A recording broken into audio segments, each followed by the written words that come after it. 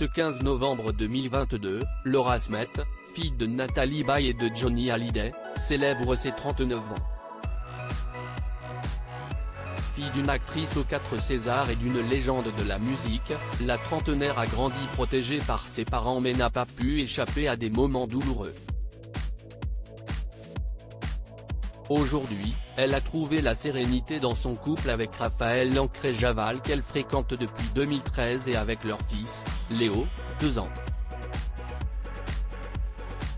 Avant de trouver son équilibre, la comédienne a écrit d'autres chapitres dans sa vie, dont l'un a été partagé quelques années avec un écrivain d'ailleurs. C'est en 2018 que Laura et Raphaël se sont dit oui, après 5 années de vie commune. Avant lui, l'héroïne des Corps Impatients avait fréquenté Julien Delajoux ou encore Jean-Claude Saint. Mais de ses compagnons du passé, il en est un avec qui elle a gardé de bonnes relations et qu'elle a d'ailleurs invité à son mariage au Cap Ferret avec Raphaël. Écrivain star qui s'est également essayé au métier de réalisateur, il a conquis le cœur de Laura Smet en 2002. Il s'agit de Frédéric Beigbeder, romancier qui avait tenu de très jolis mots sur son ex-compagne dans l'émission Icône en 2021 sur Europe 1. J'admire beaucoup Laura Smet, elle est très charismatique, elle a une innocence et, en même temps, une solitude.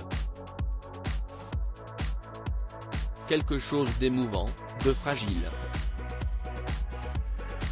Un intellectuel qui ne se la pète pas intellectuel. Le mari de Lara Misli avait lui aussi pu apprécier les douces réflexions sur leur couple faites par Laura Smet dans Psychologie Magazine quelques années plus tôt. Qu'un mec comme Frédéric s'intéresse à moi, j'étais flatté. En plus, c'est un intellectuel qui ne se la pète pas intellectuel. Ça me plaît. Toutefois, leur couple au début des années 2000 n'était pas forcément bien vu par les proches de Laura. Ils étaient inquiets de l'écart d'âge entre eux, 18 ans, mais aussi par les frasques et les addictions de Frédéric. Au moment de leur rupture, Laura qui était alors âgée de 23 ans avait mis beaucoup de temps à se remettre de ce chagrin d'amour. Une période difficile qui n'a pas empêché les anciens amoureux de garder de bonnes relations.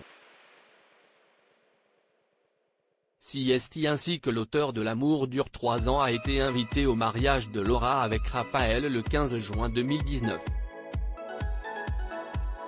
Les yeux de Laura étaient assortis à l'océan.